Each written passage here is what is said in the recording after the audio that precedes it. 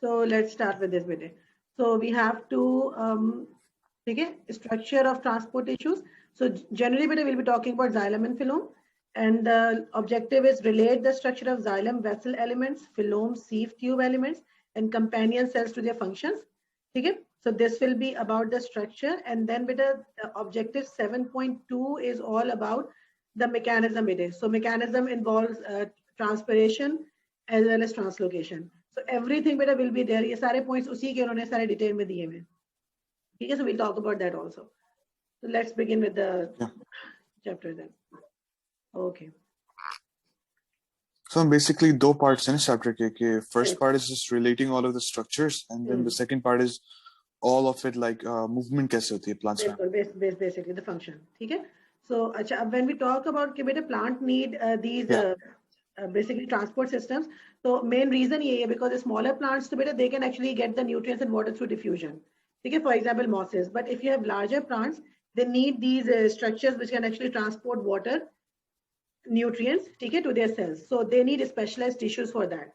And these specialized tissues actually बेटा are known as vascular tissues. Vascular क्यों बोल रहे हैं? Because they actually बेटा develop vessels there. So they have these large vessels that would transport water and nutrients from the roots to different parts of the plants, or maybe definitely because the food is there also, that has to be taken to different parts of the plant. So we need vessels for that. Okay? So these vessels are known as vascular tissue, and the plants are known as vascular plants. So vascular tissue हमारे पास दो किस्म के होते हैं, known as xylem, and the other is known as phylum.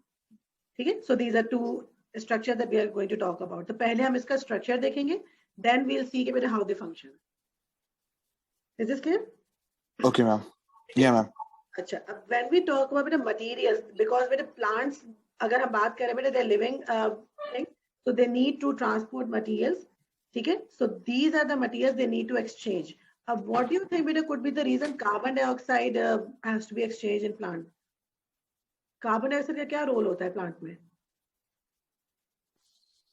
Ma'am, it could be used for photosynthesis. Photosynthesis. Main purpose is photosynthesis है, ठीक है? Then oxygen.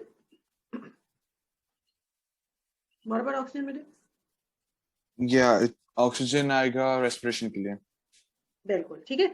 But at the same time, carbon dioxide, ठीक है, is used for photosynthesis.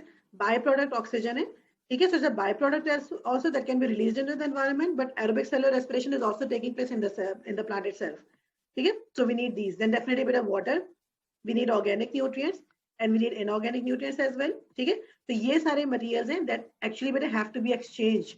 तो इन सब चीजों को बेटा exchange करने के लिए we need to have some system. ठीक है बेटे?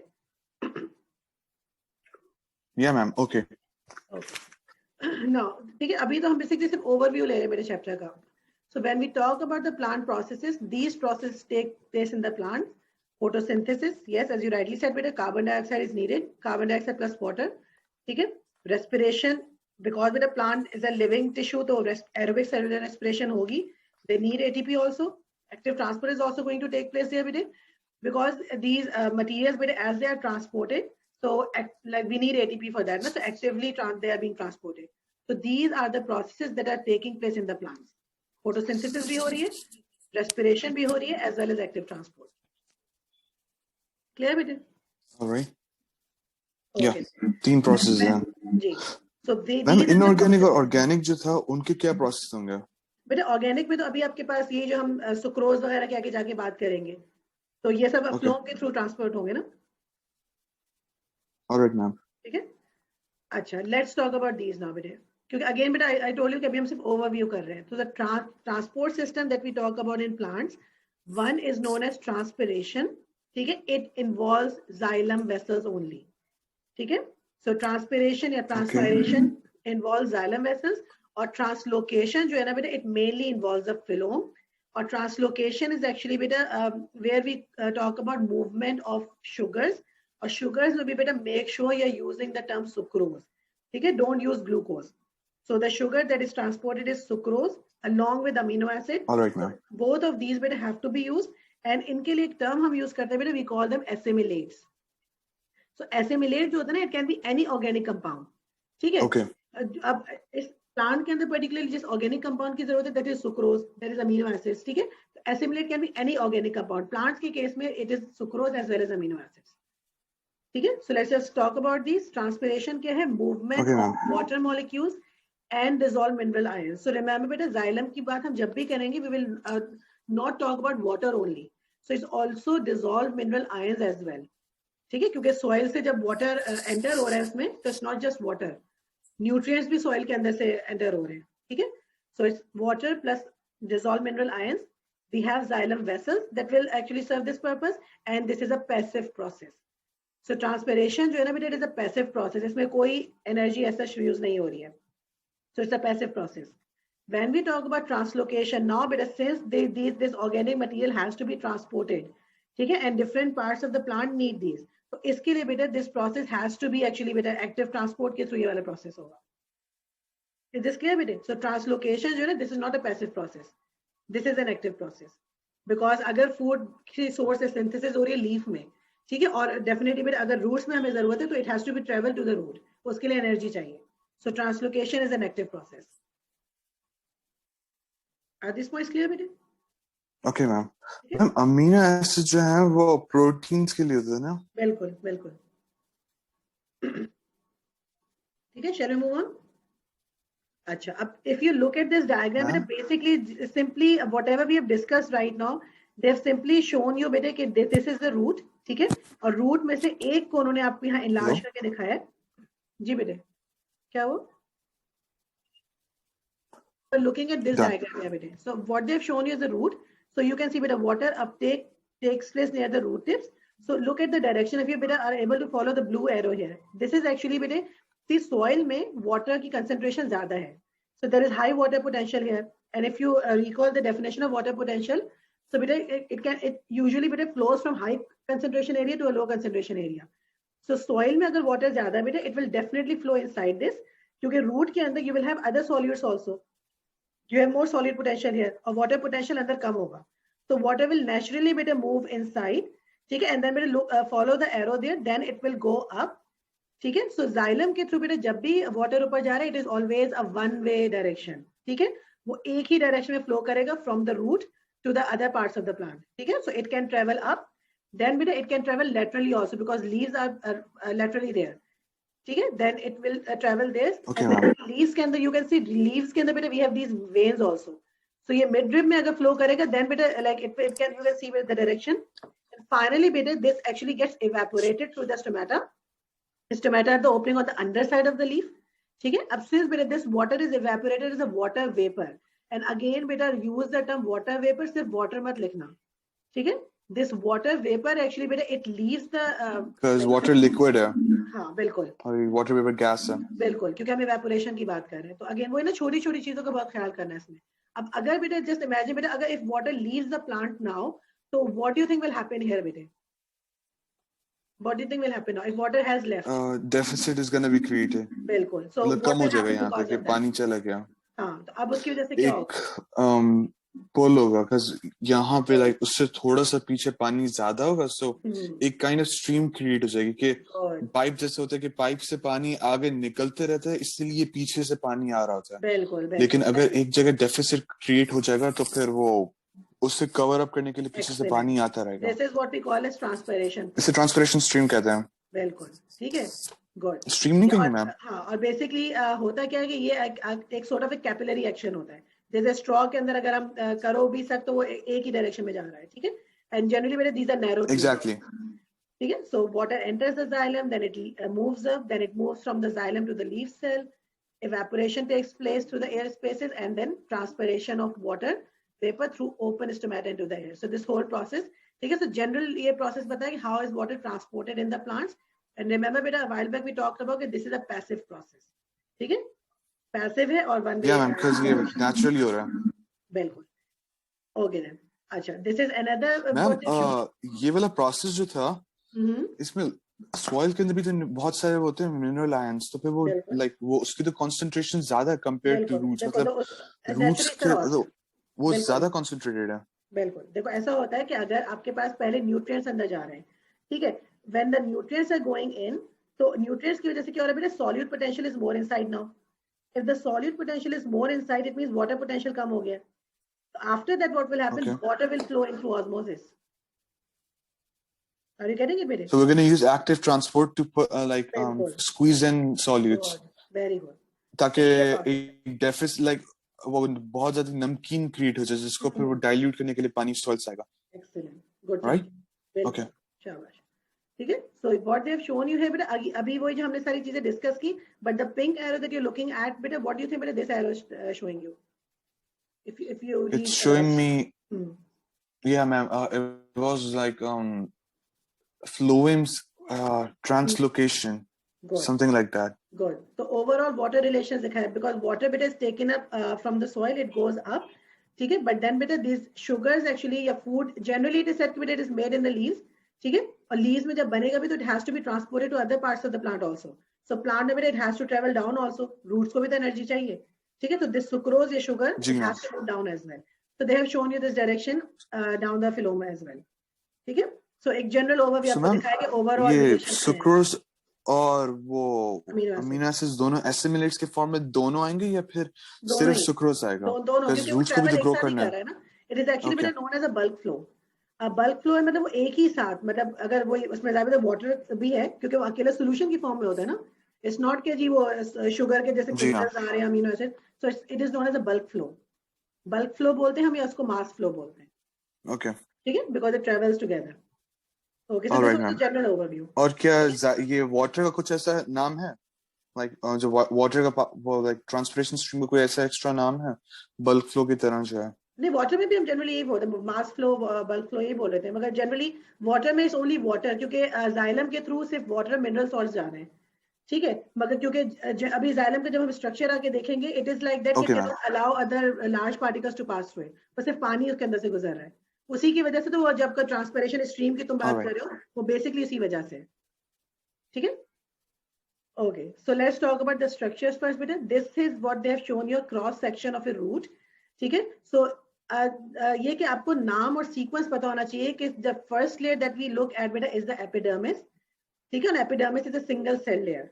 सो it is the first layer of roots, stems as well as leaves. तो अभी राइट नाउ बेटा we are focusing on the epidermis. So I'll read through this और फिर हम roots, stems और leaves तीनों के epidermis को पे देखते हैं. So this is the outermost protective layer of the stem, roots and leaves. तो तीनों में मौजूद है and it is one cell thick, right? If you're talking about बेटा leaves and stems, so stem और leaves के अंदर बेटा it is covered by a waterproof layer called a waxy cuticle.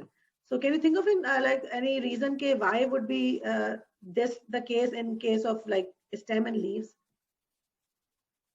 Why is it waterproof? Ma'am, waxy cuticle इसलिए थी because it was waterproof to prevent what? मैं भूल गया. I forgot. Like मुझे याद थी, मैं I've read it somewhere लेकिन मुझे याद नहीं आ रही. Something it was like कि बैक्टीरिया अंदर नहीं घुस सके. अगर वाटर कंजर्व करना है प्लांट को, ठीक है, so this waterproof layer will be there. ठीक है.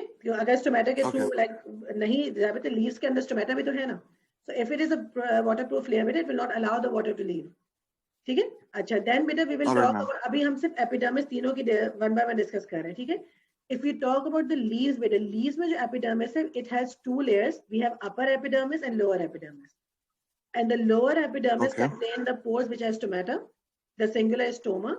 And this stomata बेटा allows the gases exchange. तो अभी मैं सबकी हम pictures अभी देख के comparison करेंगे.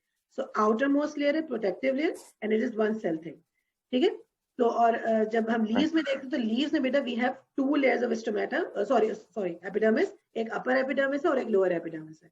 लोअर में you will find stomata. Okay. अच्छा, then when we look at ma'am like upper में थोड़ी सी होंगी या लाइक होती नहीं है? क्या चीज? स्टोमेटा नीचे ही होते हैं ज्यादातर. मोस्टली बेटा is found on the under side of the leaf. अभी हम आगे डायग्राम इनफैक्ट ये लीफ की है ना. तो अभी जैसे अगर तुम एपिडर्मिस पे फोकस करो, so this is the upper epidermis as we said it's one cell thick. So ये वन सेल थिक है. ठीक है. और यहाँ पे तुम्हें नजर आ रही है लोअर एपिडर्मिस, ये वाली. ठीक है. सो ये lower epidermis. So this is how the structure is, upper and lower. Lower के अंदर फिर आपको वो मिलेंगे स्टोमेटा.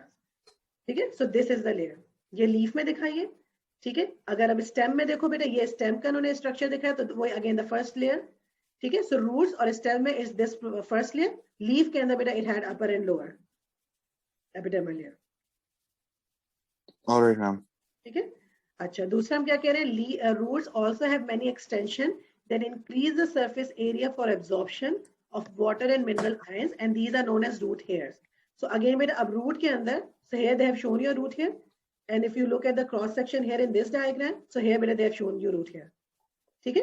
सो अब अगेन कुछ चीजें स्पेसिफिकली, जैसे फॉर एग्जाम्पल रूट हेयर है तो वो सिर्फ रूट के अंदर ही मिल रहा है, अपन लोअर एपिडर्मिस मिल रही थी तो वो तुम्हें पर्टिकुलरली लीफ के अंदर मिल रही है। ठीक है, तो ये स्ट्रक्चरल डिफरेंसेस हैं सबके अंदर।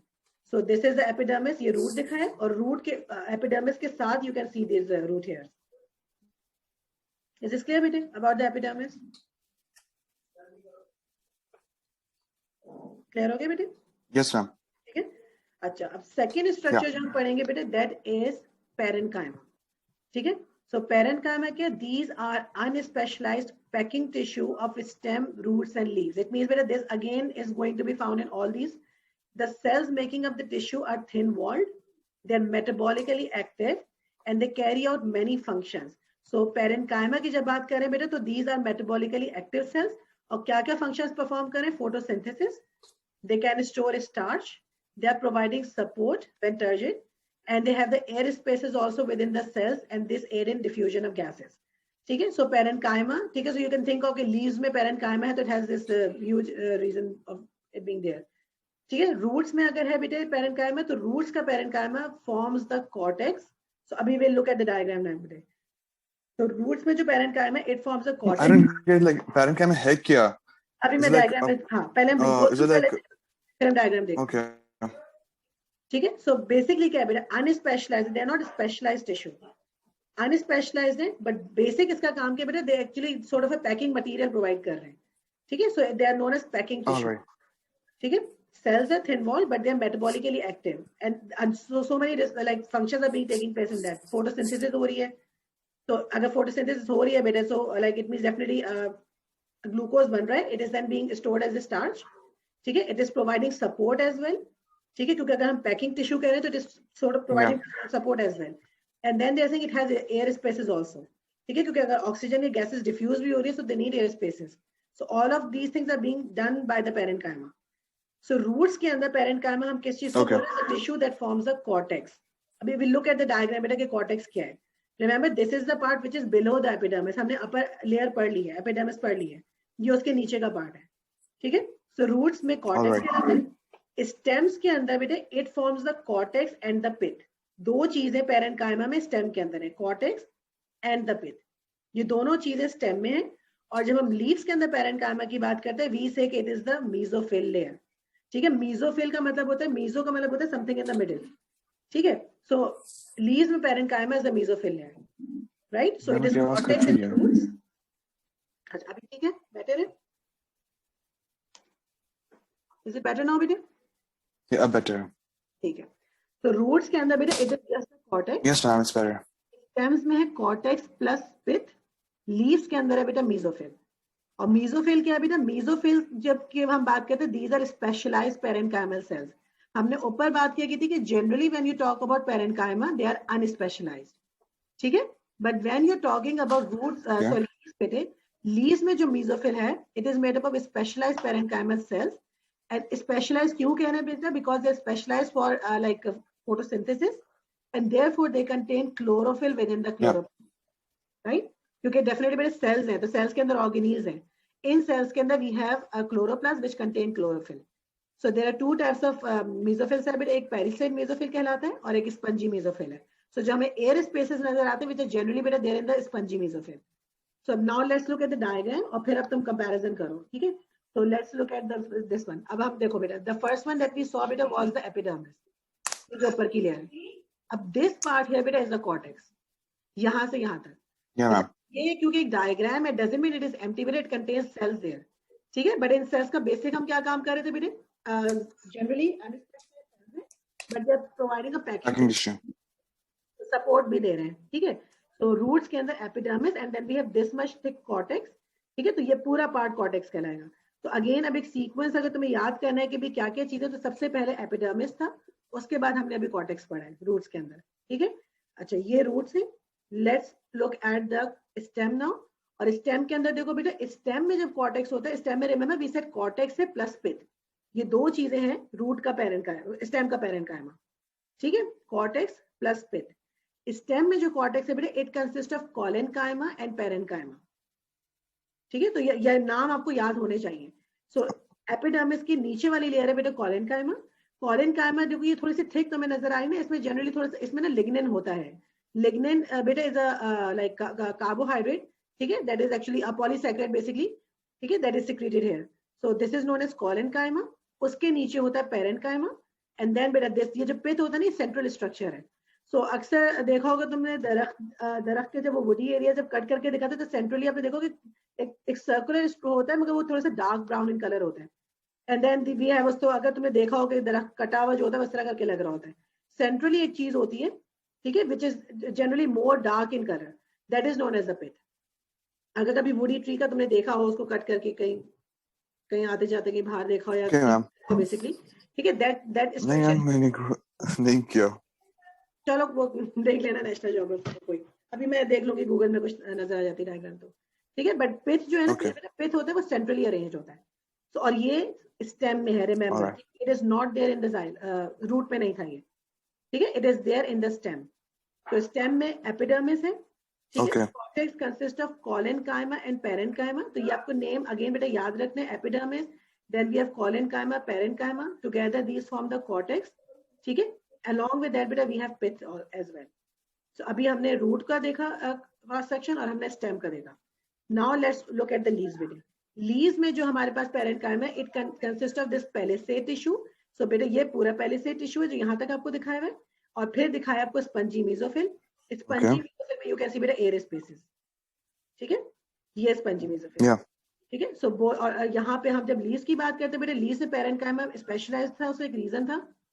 Can you recall the reason? Leaves में कौन सा मैम? जो parenchyma है leaves में, it consists of specialized cells. So why are they specialized? या what are they? For carrying out photosynthesis. Brilliant. क्योंकि leaves नहीं है, ठीक है, तो photosynthesis कर रहे हैं. Exactly. Chloroplast and they have their chlorophyll also. ठीक है. So हमने अभी epidermis पढ़ लिया और हमने पढ़ लिया parenchyma as well as mesophyll in the leaves. Okay, let's talk about endodermis now, ठीक है। तो ये स्ट्रक्चर है बेसिक जो आपको पता होने चाहिए बेटे। एंडोडर्मिस का क्या काम है? अच्छा, if you look at the structure बेटे, it is also one cell thick, जैसे एपिडर्मिस वन सेल थिक था, ठीक है।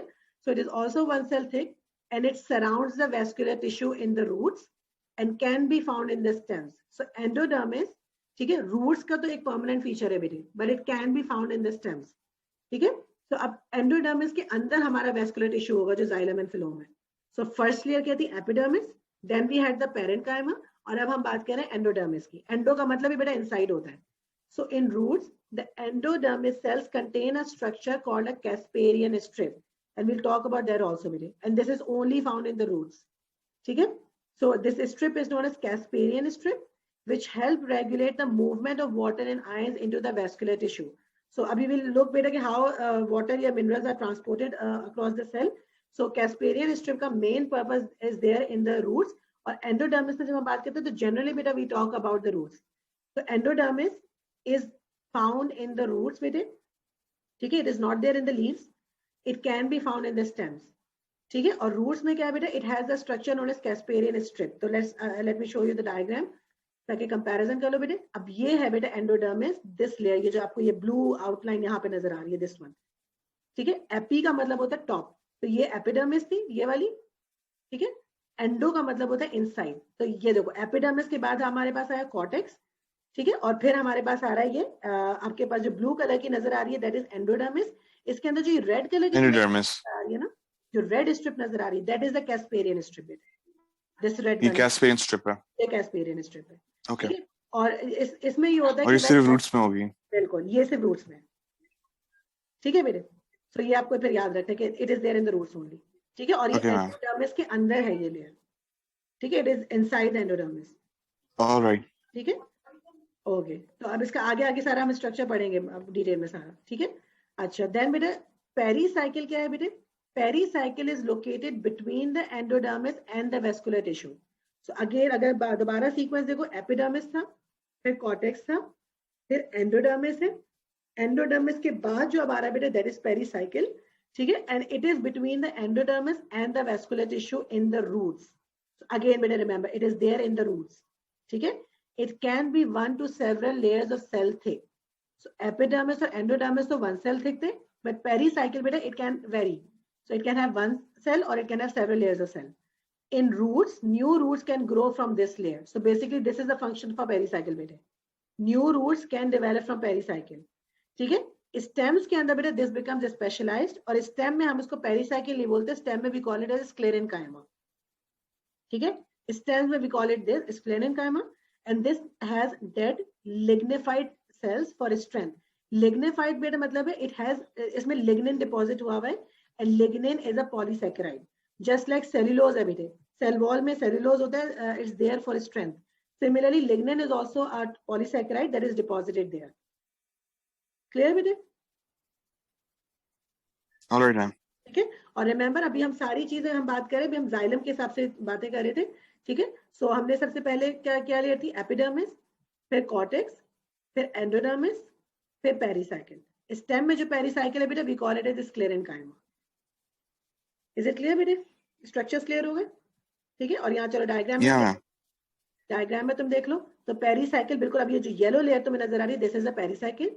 तो सी बेटे एंडोडर्मिस, ये एंडोडर्मिस है और ये तुम्हारा वेस्कुलर बंडल है. इसके बीच में पेरिसाइकिल है. So it can range from one cell to several layers of cell. ठीक है? रूट्स में ये क्या कर रहा था? इट इज मेकिंग और helps in making new cells. Stem में अगर बेटा होगा ये तो it is specialised and it is known as sclerenchyma. Is this clear बेटे? ठीक है? सो ये हमने स्ट्रक्चर देख लिया रूट्स का, स्टेम का और ये लीव्स है. ठीक है? सो लीव्स में हमने सिर्फ एपिडर्मिस देखा. We saw the cortex बेटे जहाँ पे मेसोफिल टिश्यू से पेलिसेड टिश्यू. ठीक है? What else we saw? And we saw the lower epidermis also. ठीक है? So अब ये बेसिक स्ट्रक्चर है जो आपको पता होने चाहिए. Now बेटे let's talk in detail about the vascular bundle. Xylem and phloem का स्ट्रक्चर हमें बहुत डिटेल में पढ़ना है. ठीक है? So vascular tissue again vascular बेटे anything that has vessels in it. ठीक है? Vascular tissue is distributed throughout the plant. ठीक है? It is made up of xylem and phloem. ठीक है? Xylem and phloem tissue. As again, but remember, whenever we talk about vascular tissue, we will not only say it transports water, but remember, but it provides a structural support also. So reasoning के अंदर make sure you're writing both of these बेटे. Transport of substances and structural support. ये दोनों purpose है vascular bundle के. ठीक है? और अभी हम generalized बात करें, so we are talking about like both xylem and phloem together. ठीक है बेटे? Clear है? All right. Okay then. Now, let's look at this. Here they have shown you vascular bundle and roots. ठीक है? So अभी right now what they have shown you, इन्होंने सिर्फ अभी हमें यहाँ पे एंडोडर्मिस दिखाया. जस्ट कि हम सिर्फ अभी सिर्फ हम यहाँ पे बेटा अभी फोकस करेंगे xylem and phloem में. ठीक है? तो एंडोडर्मिस में right now बेटा we are looking at the root. It provides a drill like structure. मतलब drill like मतलब अभी बीच में जो तुम्हें ग्रीन कलर का स्ट्रक्चर नजर आ रहा है, but it looks like कि जैसे एक चीज अंदर ड्रिल करके होल कर दे ना किसी चीज में. So it has the appearance of, as a something has been drilled there. So it has the structure of a drill like. ठीक है? This enables the plant to push down into the root. ठीक है? क्योंकि root से ही सारे suction वगैरह हो रहा है water minerals का. ठीक है? So it provides a structure like this. Vascular bundle की जब हम बात करते हैं. ठीक है? Xylem tissues are the strongest. ठीक है? And they are in the center also. So anything that is there in the core. Even exercise करते हुए कहते हैं कि आपका core strong होना चाहिए. तो core is the center. ठीक है? So this xylem is the strongest of them all. ठीक है? Phloem अगर हम okay, makes sense. ठीक है? तो phloem जो है अभी हम roots की बात करते हैं. phloem यहाँ पे आपको जो 4 structures नजर आ रहे हैं. ठीक है? So these are the phloem. So generally whenever you look at a diagram and they ask you to label, xylem will be always in the inside, phloem outside होता है. ठीक है? So something that you can use to identify it as xylem and phloem. So phloem is on the outside, xylem is on the inside. ठीक है? All right. ठीक है? And right now बेटे we are talking about roots. So यहाँ पे इन्होंने आपको भी root hair भी दिखा दिया आपको. ठीक है बेटे? So this is how it will look in the roots. अच्छा, अब now look at the leaves. अब ये basically इन्होंने हमें plant diagram दिखाया है because simplified structure दिखाया हुआ है. अच्छा, one more thing बेटे, roots में अगर हम देखते हैं ना vascular bundle तो they will be found in the center. तो roots में centralized होंगे xylem and phloem. Stem अगर देखते हैं, पहले मैं stem तुम्हें दिखा दूं. Stem में बेटे they will be actually arranged here. ठीक है? ये बाहर की तरफ अरेंज्ड होता है. They are not there in the centre. तो इनकी पोजीशनिंग स्टेम और रूट्स में डिफरेंट है. रूट्स में they will be found in the centre. Stem में they are found they are arranged this around this like इस मेम्ब्रेन के पास होते हैं. या अराउंड द पेरिफेरी बोल दो तुम, ठीक है। तो स्टेम में they are arranged like this, और लीव्स में बेटा you look at this structure. So here actually बेटा they have shown you the वो जो वेन होती है लीव्स के अंदर, एंड देन बेटा इट ट्रेवल्स। अगर एक लीफ है तो उसमें यूज करके बेटा there is a mid rib and then it branches out as well. So what they have shown you, एक मिड रिब है, ठीक है, and then they have shown you branches as well, ठीक है। तो या xylem tissue see it travels there, ठीक है। अच्छा, so vascular bundle in leaf, how will it look like? It is up xylem. When you look at the leaf, so again with diagram की positioning देख लेना, ठीक है। So xylem is located on the top of the phloem. So look at the direction. It is drawn like this right now, ठीक है। तो अगर यही डायग्राम खुद सोचो इन्वर्टेड बनी हुई होगी तो मेक श्योर बेटा कि आपको याद हो कि आपको लेबलिंग किस तरह करनी है, ठीक है। xylem is located on the top of the phloem, ठीक है। This will be the structure in the leaf, ठीक है। Right, ma'am. This only applies to dicotyledonous plants. Other plants have different structure, but again बेटा हमें again हमारे syllabus specification है, we have to talk about dicotyledonous plants only, ठीक है। So here they are saying So ma'am, xylem ऊपर होगा और phloem नीचे होगा। हाँ बिल्कुल, ठीक है। But then again diagram को गौर से देख लेना कि अगर वो ये flip करके दी हुई है तो look at this part here बेटे, जहाँ पे ये वाली protrusion होगी, ठीक है। So make sure बेटा xylem is at the top, phloem is there at the bottom, ठीक है बेटे। Done, ma'am. ठीक है। मैम लेकिन मिडरिब में कैसे रन करिए जाइलम? जी बेटे ये देखिए ना, ये डायग्राम दिखाऊंगा तुम लोगों को, ठीक है। So this is what you draw there. आपको बेसिकली देखना है, यू विल फर्स्ट लेयर जो तुम ड्रॉ करोगे it will be this layer, ठीक है। अगेन वही कोशिश करना कि बेटा उसमें कोई एक स्ट्रेट लाइन जैसे तुमने ये बना दी, ठीक है, बिकॉज दीज आर 2 लेयर्स। तो सेकंड लेयर आपने यहाँ पे ये बनाई, एंड ओनली बेटा लाइक ड्रॉ, कोई सेल्स बनाने की दिस इज वन, बिल्कुल, या ठीक है। ये सिर्फ एक लेयर है, इसके 2 पार्ट्स हैं। हाँ बिल्कुल, क्योंकि वन सेल है ना तो उसकी अपर लोअर, और सिमिलरली इसलिए तुम नीचे बनाओगे। देन बेटा जाइलम एंड फिलोम को व्हाटएवर इज विजिबल, तो हमने जाइलम को भी अलाइन कर लिया और फिलोम को भी अलाइन कर लिया। तो प्लान डायग्राम में this is what you have to draw. एक भी सेल बनाने की जरूरत नहीं है, it is not required there, ठीक है बेटे। Okay, so we were talking about yes.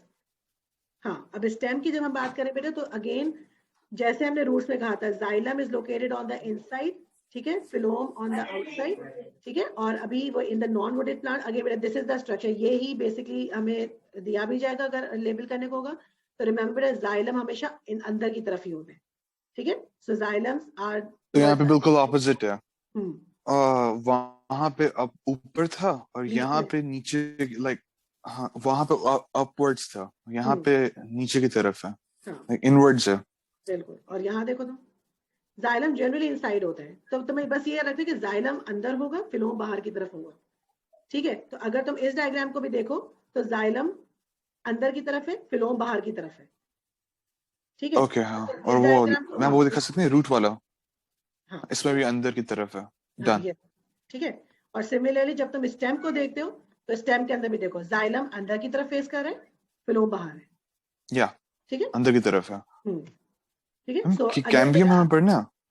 जी बेटे, कैम्बियम बेसिकली जाइलम और फ्लोम के बीच में एक स्ट्रक्चर है, और अगेन ये स्टेम में मिलेगा आपको, ठीक है। ओके, और डिटेल में हम इसके बारे में नहीं पढ़ना, बेसिकली इट इज फिलोम और जाइलम के बीच का स्ट्रक्चर है कैम्बियम, ठीक है। और ये सिर्फ और सिर्फ स्टेम में है, ठीक है। और अगेन स्टेम में बेटा because it is located like around the periphery, so this provides additional support to the stem, क्योंकि स्टेम में अगेन पता है कि अगर वो ऊपर की तरफ है बेटा इट नीड्स सपोर्ट, वहां पे विंड भी हो सकती है और भी चीजें हैं, ठीक है। तो इस वजह से सपोर्ट की वजह से they have to be located around the periphery, ठीक है। कैम्बियम जो है mainly contains the meristem cells, ठीक है। मेरिस्टेम होता है बेसिकली जो बेटा ग्रोथ में इन्वॉल्व होते हैं, ठीक है। सो फिलोम और जाइलम के बीच में होगा कैम्बियम। तो अगर लेबलिंग के लिए आते हैं तो यू शुड नो बेटे, या अगेन कुछ भी नहीं है, डायग्राम बनी हुई है तो ये देख के यू कैन अंडरस्टैंड ये स्ट्रक्चर, ये जो हमें दिया हुआ है, this is from a stem. वो तो हम बिल्कुल it's gonna be straight forward कि रूट का जो है उसमें जाइलम का स्ट्रक्चर ही वही प्लस होगा, और इसके अंदर है ही नहीं, इसके अंदर तो लाइक काइंड ऑफ वो है। और वो तो बिल्कुल सेंट्रलाइज्ड है ना, जैसे यहाँ पे तुम देख भी रहे हो तो बिल्कुल सेंटर में है, ठीक है। और ये प्लस रूट हेयर्स भी डिफरेंट स्ट्रक्चर्स हैं, बिल्कुल, लीव्स का बिल्कुल ही अलग है, और ये स्टेम का ही, ठीक है। अच्छा, तो यही इन्होंने बेसिकली, अगर इस तरह की डायग्राम जनरली मेरे पेपर 3 में आपके होता है जब आपको ड्रॉ करना होता है, तो this is how plan diagram is drawn. So only the basic structure बेटा। तो देखो अगर सेल मेम्ब्रेन जो बाहर की एपिडर्मिस भी दिखाया तो 2 लेयर्स, ठीक है। देन अगेन बेटा अब और अच्छा इसमें एक चीज ये होती है कि मेक श्योर आप काउंट जरूर कर लो। कभी कभी वो बोलते हैं सिर्फ आधा स्ट्रक्चर ड्रॉ करो, कभी वो कहते हैं खाली क्वार्टर ड्रॉ करो, तो मेक श्योर ये कर लेना बेटा कि काउंट करो कि कितने इसमें बने हुए हैं। ठीक है, तो like it should be exactly the same as your drawing here. ठीक है, तो सी बेटा इन्होंने अगर ये Alright, ma'am. स्टेम का है तो यू कैन सी बेटा इन्होंने फिलोम बताया है बाहर, बीच में तुम्हें एक लाइन नजर आ रही होगी that is cambium and then comes the xylem. ठीक है, और अगेन बेटा यू कैन सी इनके साइजेस भी डिफरेंट हैं। ठीक है, तो whatever you observe the same thing you are going to draw there. देखो देखो हर एक का साइज सेम नहीं है, ये छोटा है ये बड़ा है, तो exactly the way you are looking at it. आसान तरीका यही होता है, डायग्राम को पहले हाफ ड्रॉ कर लो और उसके बाद बाकी को कंटिन्यू कर लो, ताकि एक प्रोपोर्शन, क्योंकि प्रोपोर्शन बहुत देख लेते हैं वो लोग डायग्राम का। अब नाउ लाइक ये दिखाया बेसिकली रूट का, so how do we know कि इट इज द रूट। अब देखो बेटा स्टेम हम कैसे कह रहे थे, देखो ये अराउंड द पेरिफेरी अरेंज हुआ हुआ है। अब लोग एट द रूट, रूट में सेंट्रलाइज्ड है मैम।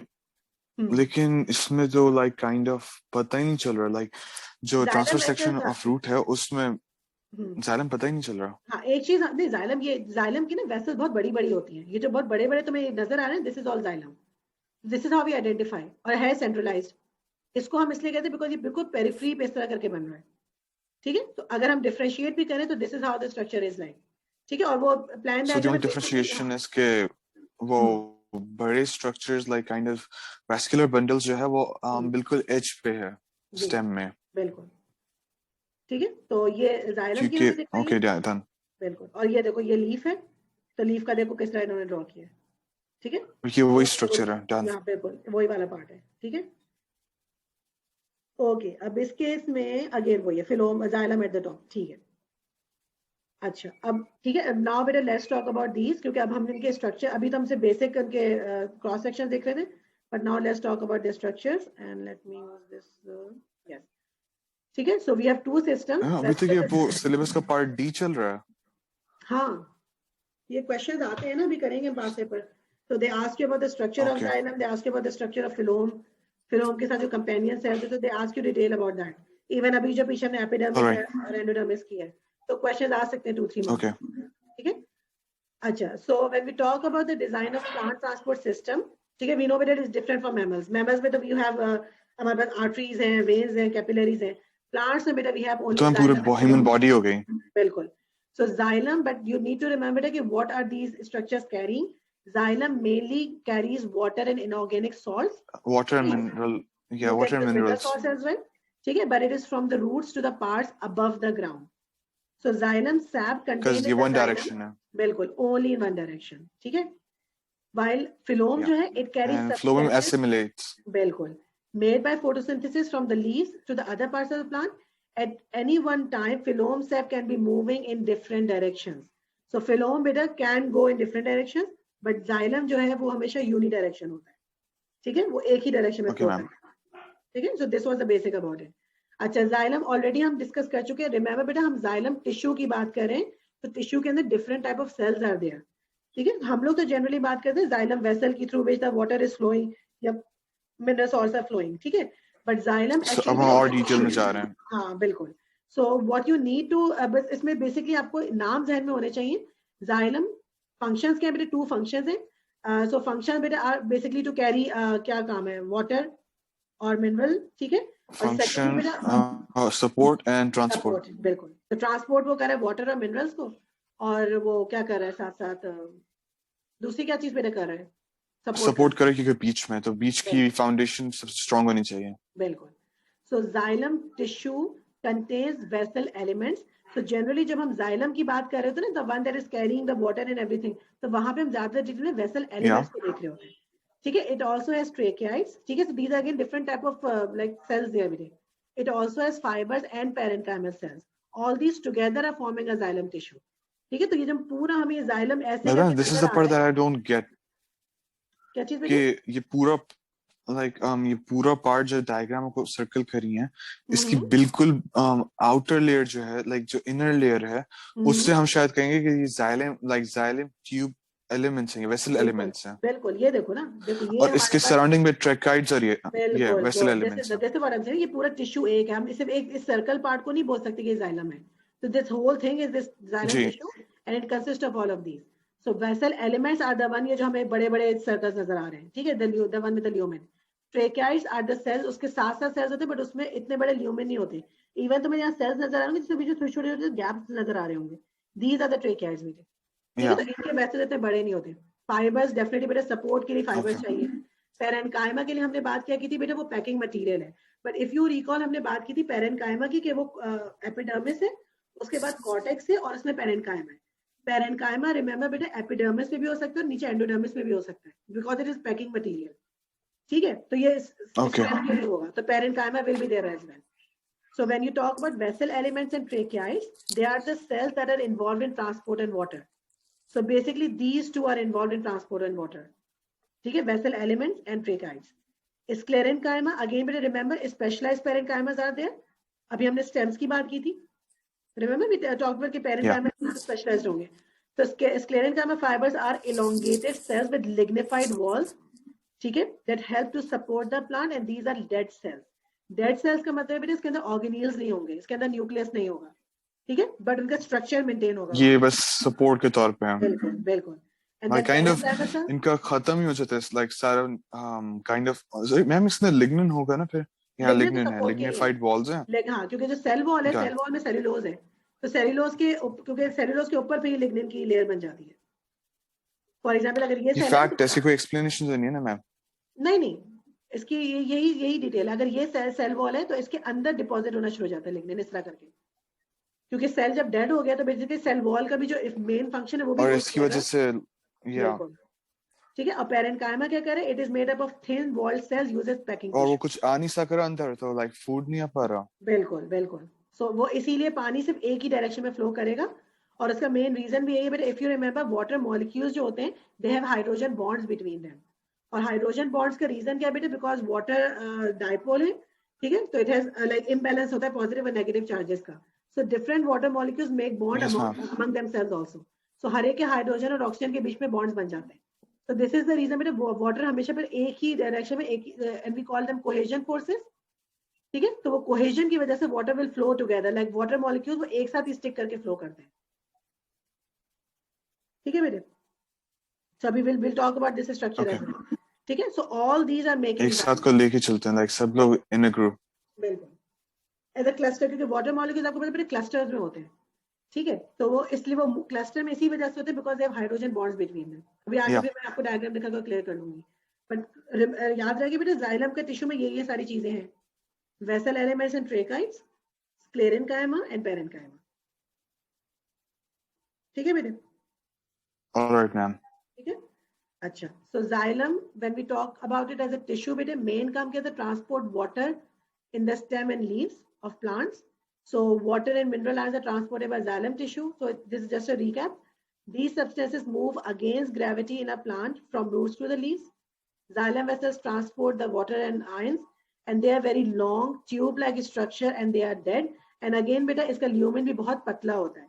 So again बेटा can you think of an idea कि like अगर एक structure ऐसा है और एक ऐसा है, तो किसमें ज्यादा मतलब तुम्हें लगता है कि capillary action strong होगा, इस वाले में, इस वाले में? मैम क्या रिपीट कर सकते हैं, आपने क्या कहा? देखो फॉर एग्जांपल हम जाइलम की बात करते हैं ना, जाइलम जनरली बेटा नैरो ट्यूब्स होते हैं। सो एक स्ट्रक्चर ये है मेरे पास बेटा narrow tube, and the other one is like this, it has a wide lumen.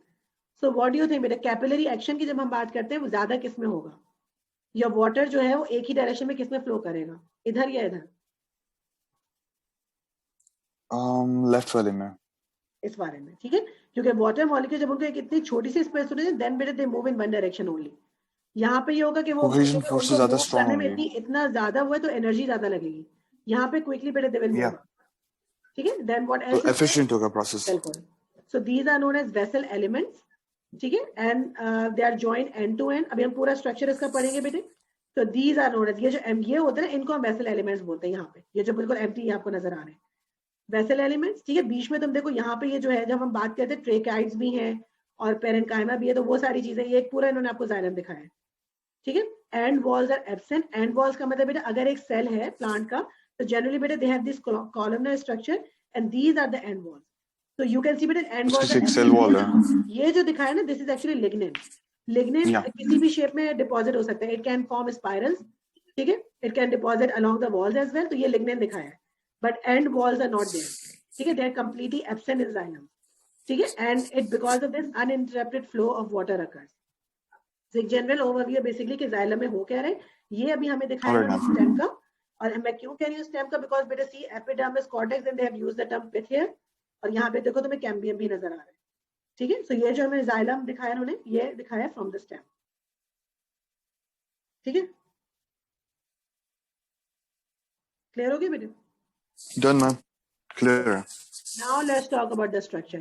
So यहाँ पे basically हम देख रहे हैं भी एक xylem vessel. So because again बेटा structure and function are asked in the paper. So xylem में क्या क्या चीज है बेटा? It has lignified cell walls.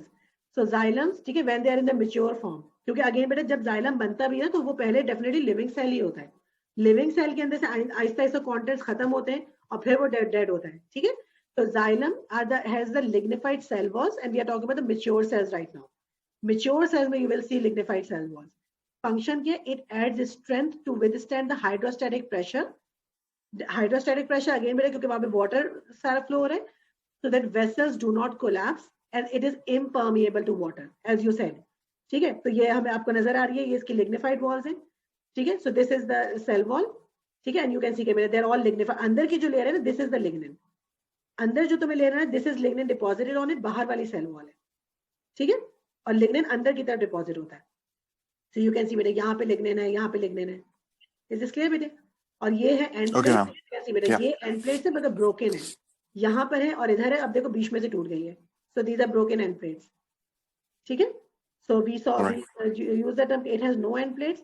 No end plates का क्या फंक्शन है बेटे? It allows the mass flow of water, as you said के मास फ्लो से फ्लो में होगा क्या, मगर डेफिनेटली बेटे जाइलम में भी हो रहा है, ठीक है. So it allows mass flow of water. So mass flow दोनों की terms है. बिल्कुल दोनों में हो रहा है, ठीक है. So it allows mass flow of water and dissolved solids as cohesive. Cohesive बेटे cohesion की हम जब भी बात करेंगे, cohesion का मतलब है these are hydrogen bonds between the water molecules, ठीक है. तो water molecules के बीच में जो hydrogen bonds हैं उसको हम बोलते हैं cohesive forces.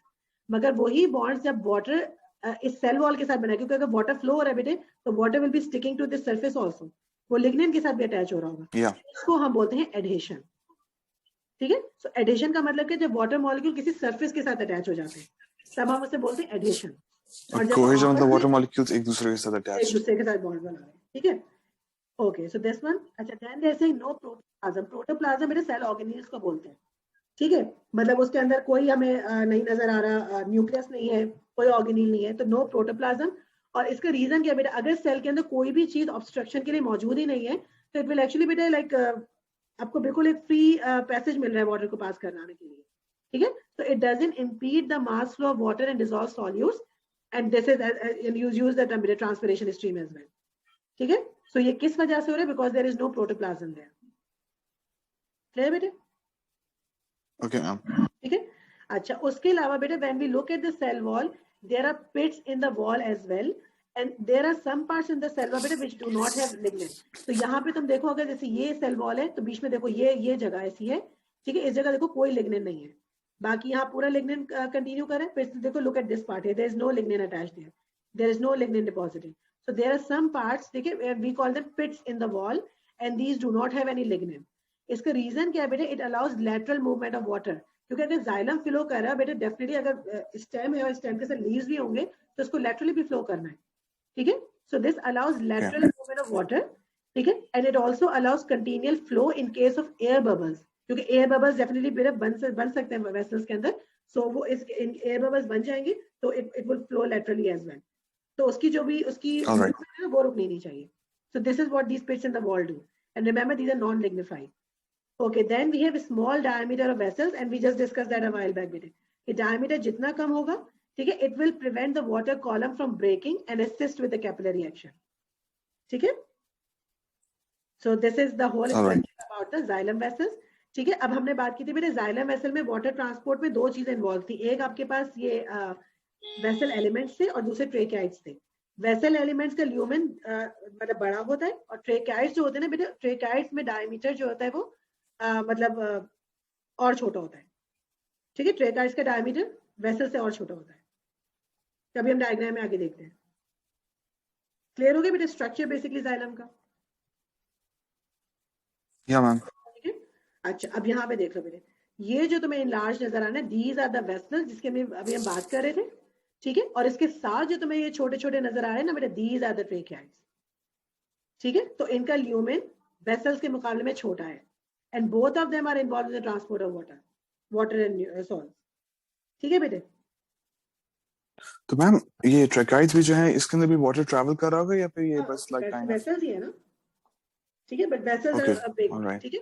अच्छा, तो यहाँ पे तुम देख लो साथ साथ ज्यादा पानी बेसिकली बस यहीं से जा रहा है वेसल से, तो ट्रेकाइड्स इसके साथ है, और ये पूरा स्ट्रक्चर एक साथ उन्होंने आपको दिखा दिया, पूरा जाइलम टिश्यू दिखा दिया आपको पूरा, तो एक ये जाइलम वेसल है और एक ये है, और बीच में ट्रेकाइड्स दिखा दिया, ठीक है।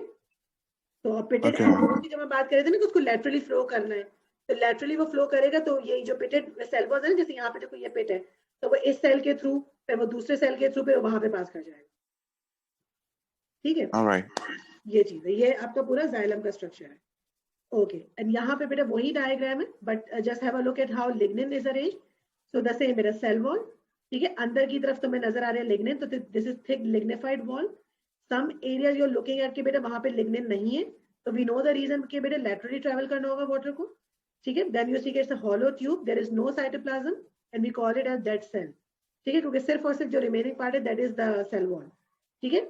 और end plates that you can see बेटे, so region where the end cell wall has been lost, so this provides a continuous flow pathway of water।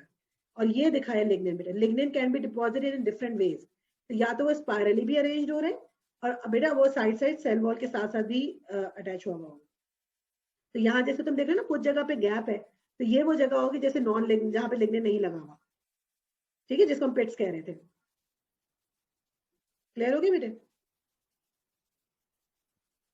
Are you there? या आई क्लियर, ठीक है, सो ये लिग्निफाइड सेल वॉल दिखा दिए, parenchyma as we talked about के support material है, और ये दूसरा जाइलम आ गया, ठीक है। So this much about xylem. Let's talk about phloem बेटे। फिलोम का स्ट्रक्चर, अब फिलोम बेटा it has actually two things together. ये फिलोम है जिसको हम सीव ट्यूब एलिमेंट बोलते हैं, and it also has companion cells attached to them, next to them actually.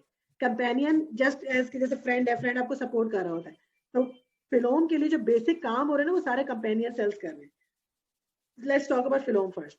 So phylum के अंदर क्या बेटा, we have sieve plates with sieve pores। तो sieve जैसे वही चाय की जो हमारी छन्नी है, तो इसके अंदर तुम देखो, हमने जब जाइलम को देखा था बेटा, जाइलम में there were no end plates, सिर्फ यहाँ पे broken end plates, यहाँ पे हमें इसका सिर्फ end नजर आ रहा था। These things are not there।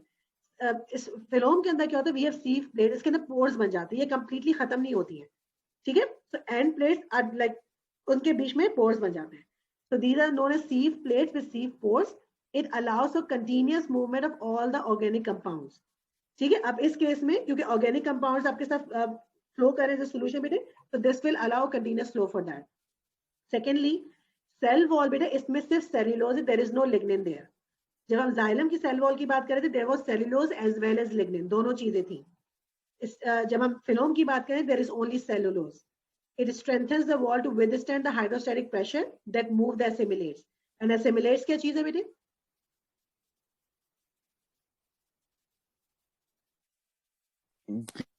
sucrose and what was it, sucrose and growing वाले amino acids, ठीक है। ए से जहर में रख लो, assimilates है तो ए से अमीनो एसिड भी, ठीक है। अच्छा, देन व्हाट एल्स? अच्छा ठीक है, सेलुलर सेल वॉल क्या करती है, strengthens the wall to withstand the hydrostatic pressure that moves the assimilates। अच्छा, देन फिलोम बेटे like is not as dead as जब हम बात करते हैं उसकी जाइलम की, जाइलम में तो कोई भी सेलुलर ऑर्गेनिल नहीं है, बट फिलोम में देयर इज नो न्यूक्लियस, ठीक है, देयर इज नो वैक्यूल और राइबोसोम्स, ठीक है, there is some endoplasmic reticulum and some mitochondria. अच्छा, अब फिलोम के अंदर basically the thing is that we have a little cytoplasm, पर साइटोप्लाज्म जनरली बेटा अराउंड द पेरिफेरी होता है, ठीक है। अच्छा, we are saying there is no nucleus, then it's very obvious बेटा कि अगर न्यूक्लियस नहीं है, okay, पेरिफेरी क्या होता है? पेरिफेरी ही होता है बेटा, कोई किसी भी चीज की जो ये साइड्स होती है ना, जो लेटरल साइड्स होती है उसको पेरिफेरी बोलते हैं, ठीक है। अगर ये सेल है तो ये इसकी पेरिफेरी है, ये इसकी पेरिफेरी है, जो बाउंड्रीज जैसे बनती है ना वो पेरिफेरी होता है। अगर ये वाला सेल है बेटा तो ये इसकी पेरिफेरी होगी, ठीक है। तो इसमें अब अगर न्यूक्लियस नहीं है बेटा, तो थिंक अबाउट कि न्यूक्लियस में जेनेटिक मटेरियल है, ठीक है, तो सारी अमीनो एसिड्स की कोडिंग वगैरह होनी है, सब न्यूक्लियस के अंदर होनी है, ठीक है। तो अगर वही सारी चीजें नहीं है, मींस बेटा ट्रांसक्रिप्शन की भी जरूरत नहीं है, ट्रांसक्रिप्शन की जरूरत नहीं है, मैसेंजर आरएनए नहीं बना, तो why is there a need for ribosomes? So it makes sense कि why these things are not there बेटे।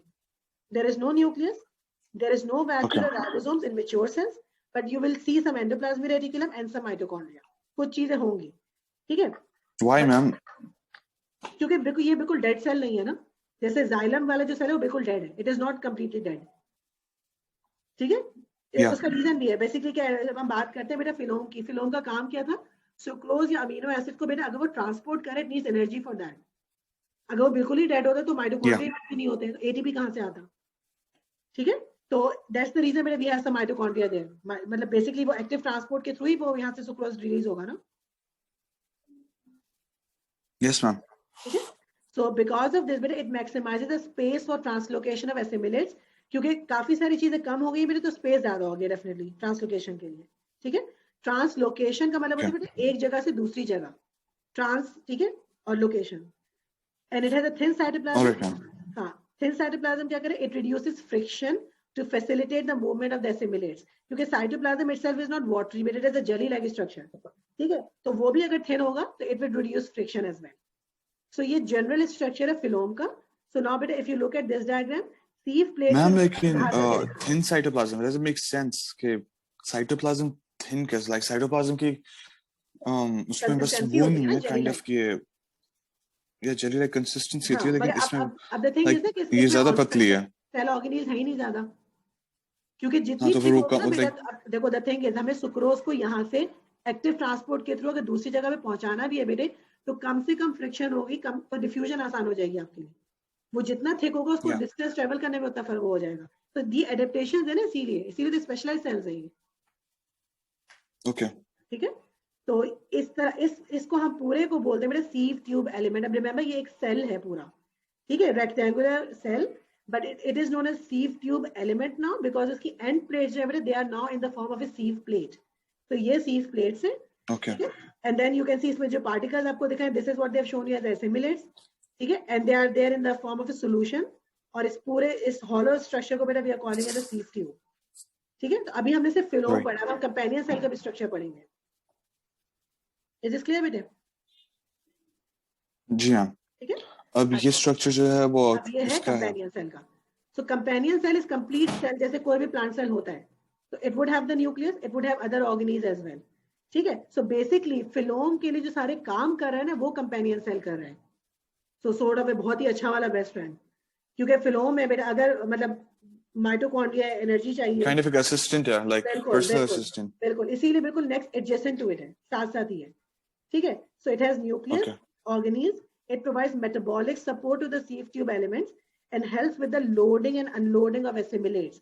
So this is very important. मेरा loading का मतलब क्या है? अगर सुक्रोज फिलोम के थ्रू बेटा ट्रेवल करना है, तो बेसिकली तुम इसको ऐसे इमेजिन करो कि लेट्स से बेटा लीफ है, तो लीफ में सुक्रोज अगर बना है बेटे, तो अब उस सुक्रोज को बेटे लीफ के अंदर से कोई ना कोई चीज तो होगी ना जो उसको अनलोडिंग करेगी. तो लीफ से बेटा उस सुक्रोज की लोडिंग होगी पहले कंपेनियन सेल्स में, वो फिर उसको भेज रहे हैं यहाँ पे फिलोम के अंदर. Are you getting it? ठीक है. और सिमिलरली फॉर एग्जांपल लीफ ऊपर है, अब यही सुक्रोज है बेटा, उसको नीचे जाना है रूट्स की तरफ, क्योंकि रूट्स को भी एनर्जी प्रोडक्शन के लिए उसी सुक्रोज को ब्रेक डाउन करके ग्लूकोज में वो अपने एनर्जी बनाएगा. ठीक है? तो if it has to go down and बेटा it is now going into the roots, this process will be known as unloading. तो सामान को जैसे वो एक जगह से हम भर, this will be known as loading. Like बिल्कुल गोदाम से उठाना जो है, that's like loading. And like कहीं पे जाके डिपॉजिट कराना या फिर वो like किसी और को सुपरमार्केट को देना, that's like unloading. तो फर्क ये है कि लोडिंग जो है, like लोडिंग में जो है सामान उसमें जा रहा है, ये उसमें ट्रक में. हाँ, तो लोडिंग जहाँ से उसको ट्रक में जा रहा है, और truck as a mode of transportation है जो कि like ये हो गया, फ्लोइंग हो गया. और अनलोडिंग मतलब कि ये सोर्स और like सिंक, बिल्कुल यहाँ पे डिपॉजिट होगा सिंक पे. बिल्कुल. ठीक है? सो लोडिंग एंड अनलोडिंग हो रही है. Then transport proteins are there in the plasma membrane as well. Definitely plasma proteins, transport proteins का मतलब चैनल प्रोटीन्स तो होंगे. अगर एक्टिवली कोई चीज ट्रांसपोर्ट हो रही है तो we need carrier proteins for that. ठीक है? So there are transport proteins in the plasma membrane, they would move the assimilates in and out. इसीलिए जब हम बात करते हैं फिलोम की बेटे, यहाँ पे हम जिक्र करते हैं एक्टिव ट्रांसपोर्ट का. ठीक है? इसीलिए हम इसको एक्टिव ट्रांसलोकेशन भी बोलते हैं. ठीक है? और जब हम जाइलम की बात करते हैं, जाइलम में पैसिव ट्रांसपोर्ट हो रही थी. नहीं, इसके अंदर एक्टिव ट्रांसपोर्ट होगा. यहाँ पे एक्टिव ट्रांसपोर्ट होता है. So we have these carrier channel proteins होते हैं यहाँ पे. Then large number of mitochondria. So then better you can like definitely be very obvious. अगर active transport होनी है, you need ATP. ठीक है? So it means we need a lot of mitochondria. You need ATP और mitochondria necessary है. बिल्कुल. ठीक है? So ATP हमें क्यों चाहिए? For the active transport of assimilates into or out of the companion cells. ठीक है? Then plasmodesmata. Again, these are channels in the cell wall. They link to the sieve tube elements, which allows organic compounds to move from companion cells into the sieve tube. Because companion cells से भी बेटे जब वो आएंगे तो we need something here. कैसे transport होगा? तो इसीलिए ये plasmodesmata है. ठीक है? Connected two cells together. ठीक है? तो ये पूरा structure हमने पढ़ा xylem, phloem और companion cells का. Is this clear बेटे? Ma'am, last वाला like 8 minutes जरा पढ़ लेने थे. The link to sieve tube elements which allows organic compounds to move from the companion cells into sieve tube elements. Companion cells into sieve tube. So, okay, that makes sense. Like plasmodesmata का ये function ही यही है कि connects two cells. अब यहाँ पे moves. लेकिन ma'am organic compounds उसमें क्यों आ रहे हैं? Companion cells में. Like सीधे direct उसमें क्यों नहीं आ रहे हैं? अगर ये leaf है, leaf में बना है सुक्रोज, अब वो जाएगा कैसे? वो companion cells में जा रहा है, उसके through वो वहाँ पे जा रहा है, phloem में. अच्छा, वो डिफ्यूज पहले लीफ से कंपेनियन सेल्स में होगा, कंपेनियन सेल्स फिर एक हाईवे पे चढ़ाएंगे लाइक उससे, और वो फिर लाइक सीधा जहां पे जाके डिपॉजिट में वहीं पे जाके डिपॉजिट होगा. बिल्कुल डन. ठीक है. अच्छा, तो अब वही स्ट्रक्चर अब हम एक दफा और यहाँ पे देख लेते हैं. सारे जो हमने डिस्कस कर लिया फिलोम का. सो सी बेटा जनरल उन्होंने आपको स्ट्रक्चर दिया है फिलोम, और राइट नेक्स्ट टू इट बेटा इज द कंपेनियन सेल. ठीक है, और इसी की दूसरी डायग्राम ये. देन यू कैन सी बेटा lots and lots of mitochondria as well. ठीक है, तो ऑलरेडी हम ये चीजें डिस्कस कर चुके हैं. बहुत सारे हैं. ओके. अच्छा, अब नाउ अगेन बेटा बिकॉज अब हमने जाइलम एंड फिलोम को अलग अलग पढ़ा. Now let's talk about the comparison. Again बेटा you can get a question के जाइलम में क्या चीज है जो फिलोम में नहीं है. तो when we talk about the cells बेटे, जाइलम में जो मैच्योर सेल्स हैं they are not living cells. ठीक है, दे आर हॉलो सेल्स. और फिलोम के अंदर जो हमारे सेल्स होते हैं बेटा, फिलोम में लिविंग सेल्स है, फिलोम में कंपेनियन सेल्स, तो particularly they are living cells. ठीक है, तो phloem itself is not just one sieve element, उसके साथ कंपेनियन सेल भी होता है. दोनों चीजें मिला के फिलोम बना रही है. ठीक है, तो phloem is not just this part here, both of them together are phloem. तो इसीलिए जब हम बात करेंगे जो फिलोम में लिविंग सेल है, बट जाइलम के अंदर there is no living cell. Is this clear? Difference between xylem and phloem. In fact they have shown you here. ये जाइलम दिखा है, ठीक है, बीच में कैम्बियम दिखा है, तो दे have this diagram is from the stem, और यहाँ पे फिलोम दिखा है. ठीक है, तो जाइलम ठीक है इज अ डेड सेल. ठीक है, तो हमें यहाँ लिग्निन नजर आ रहे हैं.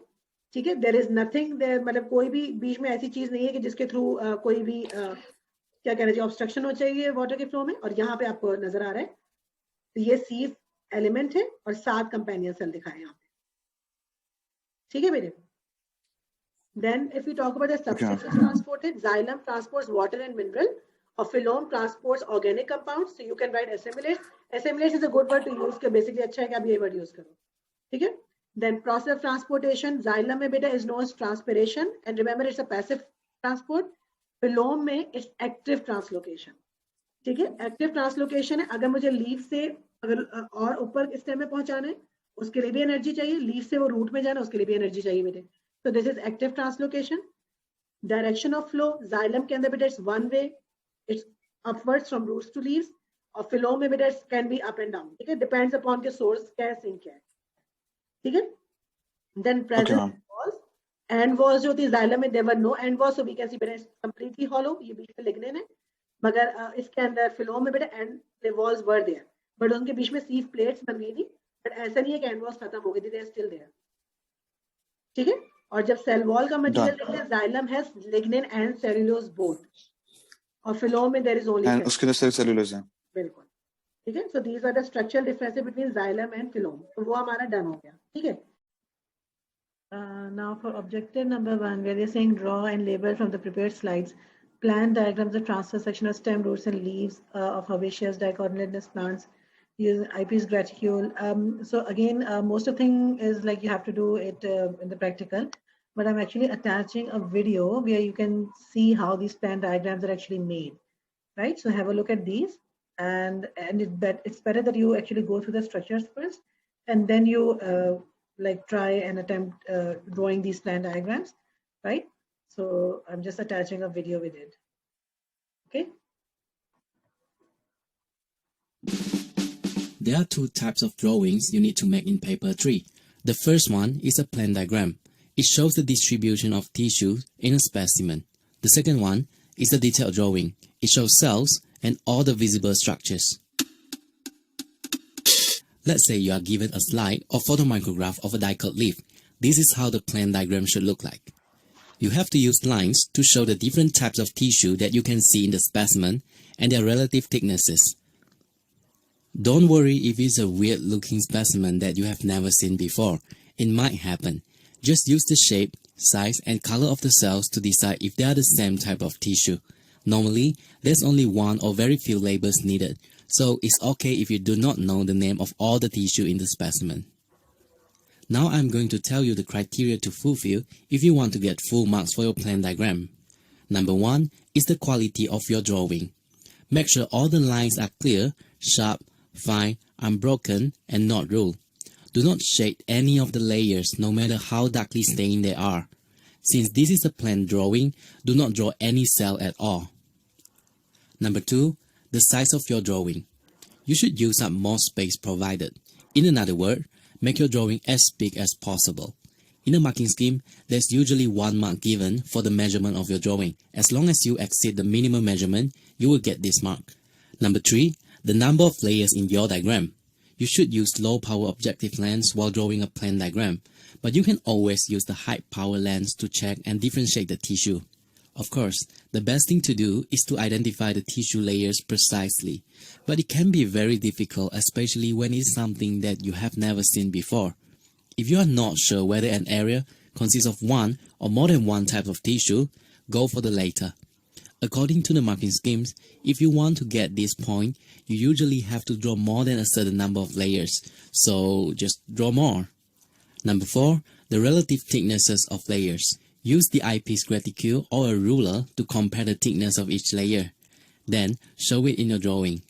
Number 5, labels. Always use a ruled label line. One label line is only for one name. Do not have two label lines shared by one name. Make sure your label line is in between the two lines represent the layer. Use a bracket if you have to. Only label whatever the question asks you to. Do not make unnecessary labeling.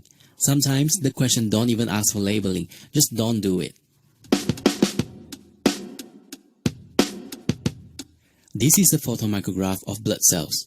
Let's say you are asked to draw one white blood cell. This is how the drawing should look like. So, how do you get full marks?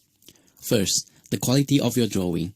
Again, all the lines should be clear, sharp, fine, unbroken, and not ruled. Feathery lines and dashed lines are not allowed, so do not make a sketchy drawing.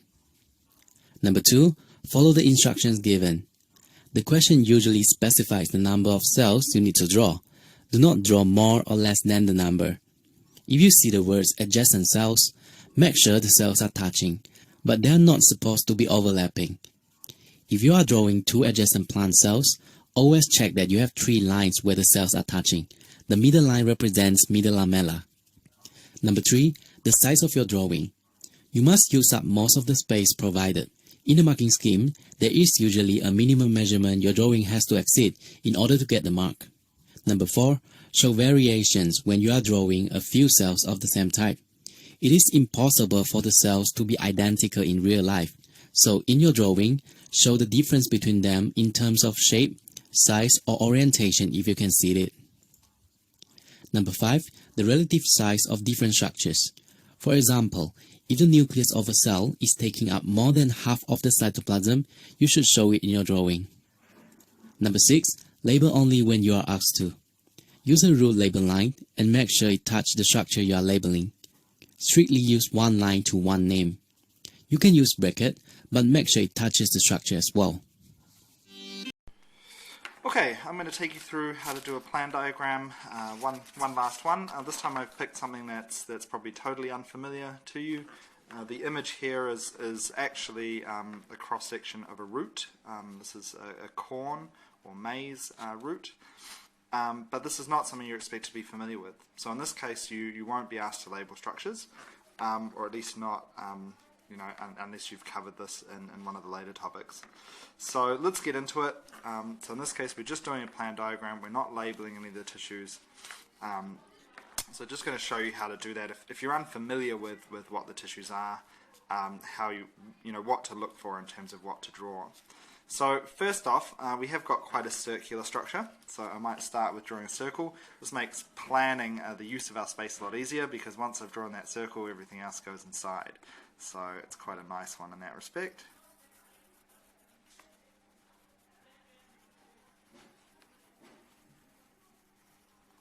So again, not taking my pencil off the page. My circle's a little bit square. They say apparently your ability to draw a circle freehand is a mark of intelligence, so I don't know what this circle says about me, but hopefully nothing too bad. Anyway, so looking at a diagram now, trying to differentiate some tissues out there. So first thing I'd be looking for is with any kind of layers, an outer layer. If we're talking an animal, you know, it might have an epithelial, a skin, or a plant would be epidermis, again, basically just the plant skin. And looking at this one, I do think there is an outer layer, a single cell sort of outer layer. And the main reason for that is if you look at the color, the outermost layer of cells are very white, whereas the ones slightly in from that have stained a lot more red. So that difference in staining is going to be a hint, you know, partly for our tissues here too. So I'll draw the innermost, the outermost, so probably an epidermis.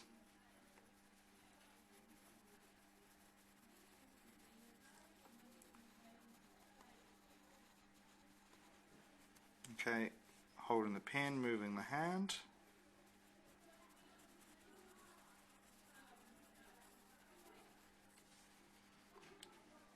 Doing that once more.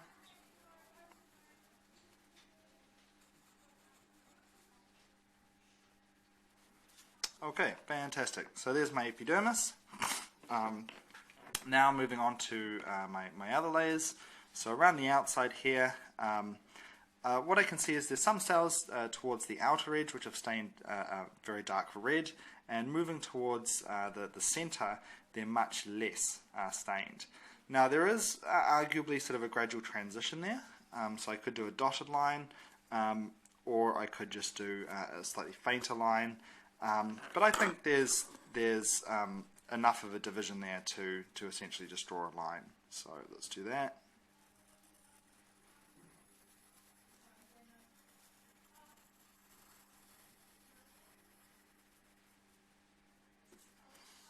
Okay, fantastic. Alright, and then we've got our innermost circle. We can see a dark red line there dividing that, separating that. That looks like it's sort of the one side of the cells there, or one small layer of cells there possibly. So let's draw that one in.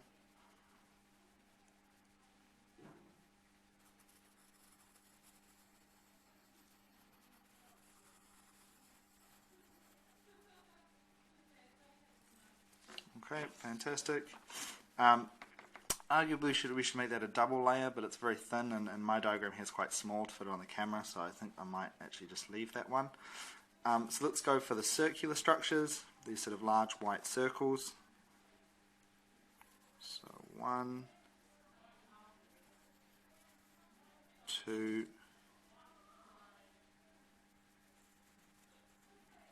3,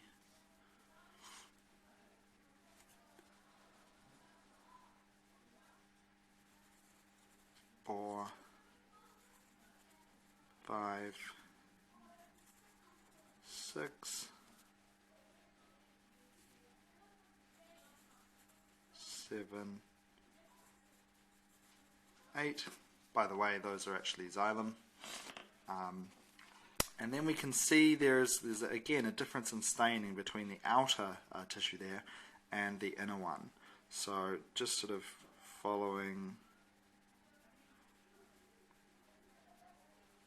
the edge of these.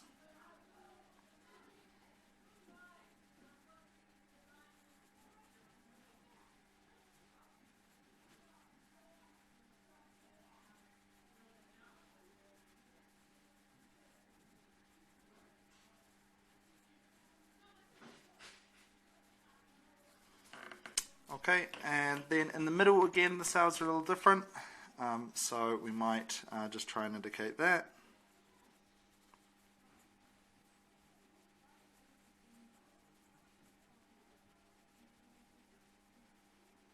Okay, and really what I'm looking for is a difference in cell shape, a difference in maybe the thickness of the walls.